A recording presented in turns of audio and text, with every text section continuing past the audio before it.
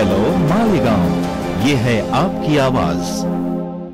लुतेदार मित्रमंडळाचे संस्थापक, मालेगाव तालुक्याचे लोकनेते श्रीमान सन्माननीय बंडू काकांच्या 2024 विधानसभा निवडणुकीच्या फॉर्म भरण्यासाठी आपण सर्वजण मनाने उपस्थित झालात। कोणताही पैसा किंवा रोज देऊन उपस्थित झाला नाही, त्याबद्दल प्रथमतः मी आपल्या सर्वांचं मनपूर्वक आभार आणि अभिनंदन व्यक्त करतो। मालेगाव तालुक्यात 2004 ला परिवर्तनाची चळवळ उभी राहिली होती। आज पुन्हा एकदा परिवर्तनाची चळवळ 2024 ला बंडू काकांच्या माध्यमातून उभी राहिली आहे आणि त्याचा घोतक आज या फॉर्म भरण्यासाठी अजूनही रॅली संपत नाही, हे यावरून स्पष्ट होतं। मालेगाव तालुक्याच्या बाहेरून लोक आणून फॉर्म भरण्यासाठी शक्ती प्रदर्शन करण्याची वेळ आलेली असताना आज तालुक्यातले, शहरातले, तळागाळातले कार्यकर्ते स्वतःच्या खर्चाने या ठिकाणी उपस्थित झाले। हे खरं बंडू काकांचं यश आहे, हे खरं बारा बुलुतेदारांचं यश आहे। खऱ्या अर्थाने आज या ठिकाणी माझ्यावर जबाबदारी देण्यात आली आहे की नार पार, अंबिका, औरंगा, तानमान नद्यांचं पाणी हे मालेगाव भागामध्ये गिरणा खोऱ्यामध्ये वळवण्याच्या प्रकल्पाचं क्रेडिट घेऊ इच्छिणाऱ्यांचा बुरखा पाडण्याची जबाबदारी माझ्यावर देण्यात आलेली आहे। मालेगाव शहर आणि तालुका गेल्या 4 निवडणुकीमध्ये नार पारची टिंगल टवाळी कोण करत होतं हे जाणू नये आणि आज नार पारचं श्रेय कोण घेऊ इच्छित हे पण जाणू नये। नार पार, अंबिका, औरंगा, तानमान नद्यांना 30 TMC पाणी या तालुक्यात आणायचं असेल, या तालुक्यातला भाग माळमाता सहित सर्व संपूर्ण भाग बारमाही बागायत करायचा असेल तर आपल्या सर्वांना एकजुटीने, एक दिलाने लढा उभारावा लागेल आणि त्या लढ्यात बंडू काका आपल्याला तनमन धनाने साथ देणार आहेत आणि आपला तालुका दुष्काळ मुक्त करण्यासाठी कोणत्याही भूलथामांना बळी पडू नका। 10 TMC पाणी हे फक्त गाजर आहे, एवढं लक्षात ठेवा। मालेगाव तालुक्यात गेल्या काही दिवसापासून विकास यात्रा सुरू आहे, विकास दर्शन यात्रा। मित्रांनो, विकासाचं दर्शन घ्यायला जावं लागतं का, विकास अनुभवावा लागतो आणि मला वाटतं जर विकास अनुभवला आला असता तर आज दर्शन घ्यायला जायची गरज आली नसते। कोणता विकास? शहरात शेकडो कोटी रुपये खर्च झालेत, परंतु अजूनही एकही DP रोड विकसित करू शकलो नाही। 4 वर्षापासून टेंडर दिलेले रस्ते देखील अजून पूर्णत्वात आलेले नाही। ही जर परिस्थिती असेल तर हा कसला विकास? सिमेंट रोड, डांबरीचे रोड खोदायचे, तिथे सिमेंट रोड बनवायचं, सिमेंट रोड खोदायचं, तिथे अंडरग्राउंड गटर बनवायची, हा जो विकास चाललेला आहे हा विकासाचा भ्रमाचा भोपळा आपल्याला फोडण्यासाठी या परिवर्तनाच्या चळवळीत सहभागी होणं आवश्यक आहे। मित्रांनो, गेल्या काळात या मालेगावातल्या तमाम शिवप्रेमींनी छत्रपती शिवाजी महाराजांचं जे भव्य दिव्य स्मारक अख्ख्या उत्तर महाराष्ट्राला साजेसं असं स्मारक उभं करण्याचा निश्चय केला होता। त्यासाठी 3दा भूमिपूजन करून देखील काम होत नव्हतं।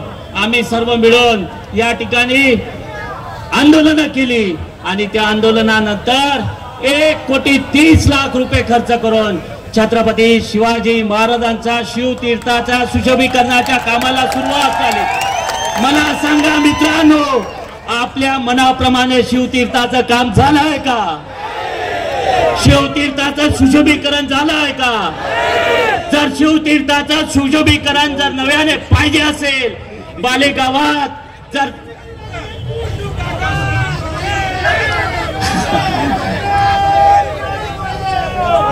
शिवतीर्थ मनाप्रमाणे पाहिजे असेल, छत्रपतींचा सन्मान व्हावा असं आपल्याला वाटत असेल तर बंडू काकांच्या नेतृत्वाला साथ द्या। या तालुक्याची विकासाची गंगा बंडू काकांच्या हातात द्या। मित्रांनो, गेल्या काळात कचऱ्याच्या ठेक्यामध्ये जो प्रचंड भ्रष्टाचार झाला, मालेगावातल्या गोरगरीब बांधवांच्या हक्काचा रोजगाराचा प्रश्न सोडवण्याचा चान्स सन्माननीय पालकमंत्र्यांनी गमावला. 1500 नागरिकांना 1500 बेरोजगार युवकांना मालेगाव महानगरपालिकेत सामावून घेण्याची संधी त्यांनी गमावली. किमान वेतनावर 1500 युवकांना जर बेरोजगारीच्या संकटातून मुक्त करण्याचा जर त्यांनी फक्त भ्रष्टाचारासाठी ठाण्याच्या नेत्याचा आशीर्वाद प्राप्त ठेकेदाराला मदत करण्यासाठी फक्त कचरा संकलनाचा ठेका दिला. मालेगाव तालुक्यात गेल्या अनेक वर्षापासून प्रशासनाच्या माध्यमातून दडपशाही चालू आहे. प्रशासकीय अधिकारी फक्त मर्जीतले प्रशासकीय अधिकारी या ठिकाणी नियुक्त केले जातात. तहसीलदार असतील, प्रांत असतील, अप्पर जिल्हाधिकारी असतील, अप्पर पोलीस अधीक्षक असतील, त्याचबरोबर महानगरपालिकेचे आयुक्त असतील. मित्रांनो, गेल्या काळामध्ये बागसा महापालिकेचा आयुक्त बदलापूर घोटाळ्यातला आरोपी, आताचा आयुक्त एसीबीच्या केस मधला आरोपी आणि यांची नियुक्ती कोण करतं? तर सन्माननीय पालकमंत्री महोदय. मला सांगा मित्रांनो, जर मालेगाव तालुक्यातून भ्रष्टाचार हद्दपार करायचा असेल, मालेगाव तालुक्यातून दादागिरी हद्दपार करायची असेल, मालेगाव तालुक्यातून अवैध धंद्यांचा सुळसुळाट हद्दपार करायचा असेल, तर आपल्याला सर्वांना एक दिलाने एक मताने पुन्हा एकदा परिवर्तनाच्या लाटेत सहभागी व्हावं लागेल. आणि जर आता चुकलात तर संधी पुन्हा नाही. पुन्हा दडपशाही, दादागिरी, गुंडागर्दी आपल्याला भोगावी लागेल. आणि याच्या विरुद्ध आपल्याला लढा देण्यासाठी शेवटच्या 20 दिवसामध्ये आपल्याला अटीतटीचा संघर्ष करायचा आहे. मालेगाव तालुक्यामध्ये आपल्याला भ्रष्टाचार मुक्त व्यवस्था निर्माण करायची आहे. आणि बंडू काकांच्या माध्यमातून पुन्हा एकदा आपल्याला सर्वांना, सर्वसामान्य कार्यकर्त्याला कोरोना काळामध्ये ज्यांनी आपला पदराचा पैसा खर्च करून गोरगरीब आणि सर्वसामान्य नागरिकांची मदत करण्यासाठी अहोरात्र प्रयत्न केले, अशा सच्चा समाजसेवकाला यंदा पुन्हा एकदा आपल्याला विधिमंडळात पाठवायचं आहे. 2024 परिवर्तनाचा लाट आणायची आहे आणि या लाटेत आपण सर्वजण सहभागी व्हावं असं आव्हान पुन्हा एकदा मी सर्वांना करू इच्छितो. आणि माझे 2 शब्द थांबवतो. येणाऱ्या काळात काल माफ करा 2 मिनिटं, 2 गोष्टीचा खुलासा करणं अत्यंत आवश्यक झालं आहे.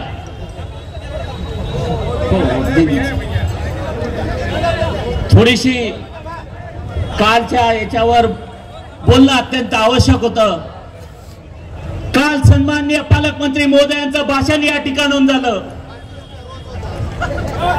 खरंय मित्रांनो, 500 रुपये रोज देऊन देखील एवढी गर्दी जमा करू शकले नव्हते. साहेबांनी सांगितलं की धुळे आणि नगर जिल्ह्यातले लोक सुद्धा त्यांनी आणलेले होते. सुरगाणा, पेठ, अरे वा वा. मित्रांनो, काल सन्माननीय पालकमंत्री महोदयांनी या व्यासपीठावरून संभाषण केलं, जनतेला संबोधित केलं. गेल्या 20 वर्षाचा आमदार, मालेगाव तालुक्याचं गेल्या 20 वर्षाचं नेतृत्व, बंडू काका असतील, आबा असतील, अनेक कार्यकर्ते त्यांच्याबरोबर गेल्या 20 वर्षापासून या ठिकाणी कार्यरत होते. त्या कार्यकर्त्यांच्या मेहनतीने त्यांनी 20 वर्षामध्ये आमदारकी भोगली. गेल्या 9 वर्षात महाराष्ट्राच्या मंत्रिमंडळात त्यांना स्थान मिळालं. कालचं त्यांचं भाषण बघितलं तर कोणता दृष्टिकोन त्यांनी मालेगाव तालुक्याला दिला, हा प्रश्न मालेगाव तालुक्याच्या जनतेच्या पुढे मी विचारू इच्छितो. एक लोकनेत्याचं, 4 टर्मच्या आमदाराचं, 2 टर्मच्या मंत्री महोदयाचं भाषण सन्माननीय पालकमंत्री महोदयांनी मालेगाव तालुक्याला विकासाचा अजेंडा देणं अपेक्षित होतं, तर त्यांनी उखळ्या पाखड्या आणि दादागिरीच्या भाषा केल्या. हे सन्माननीय पालकमंत्री पदाला शोभणार नाही.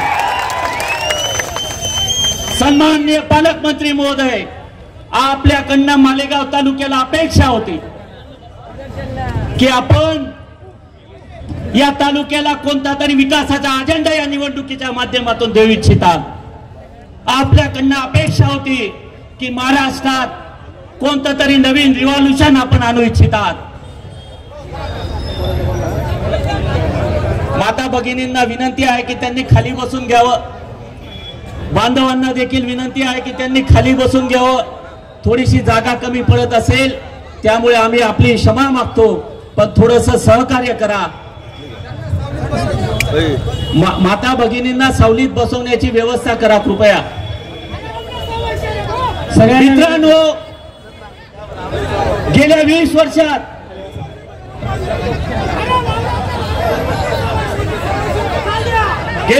वर्षामध्ये सन्माननीय लोकप्रतिनिधींनी मालेगाव तालुक्यात काय विकास केला, तो कसा झाला, या तालुक्याचं नाव सुवर्ण अक्षरात का लिहिलं गेलं नाही याचं उत्तर देणं अपेक्षित होतं.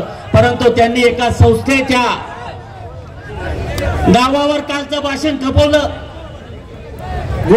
बिचारा गरीब शिक्षकांना डांबरण्यात त्यांचं भाषण गेलं. अशा पद्धतीने निवडणुकीचं जर भाषण सन्माननीय पालकमंत्री महोदय करत असतील तर मला वाटतं हा कुठला तरी एक छोटासा प्रयत्न परिवर्तनाचा हा सक्सेस होताना दिसतोय.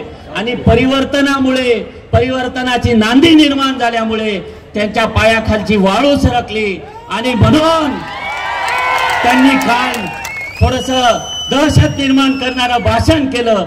असो, येणाऱ्या काळामध्ये आमच्याकडे भरपूर दारुगोळा शिल्लक आहे, आमच्याकडे भरपूर फायली शिल्लक आहेत. आम्ही येणाऱ्या काळात प्रत्येक सभेमध्ये अशा फायली मांडू. आपल्या पुढे प्रत्येक विषयावर भरपूर वेळ बोलण्यासारखं भरपूर काही मटेरियल या ठिकाणी उपलब्ध आहे. परंतु आपल्याला सर्व नेत्यांना ऐकायचं आहे, त्यामुळे माझं भाषण मी थांबवतो. हेलो मालेगांव, ये है आपकी आवाज.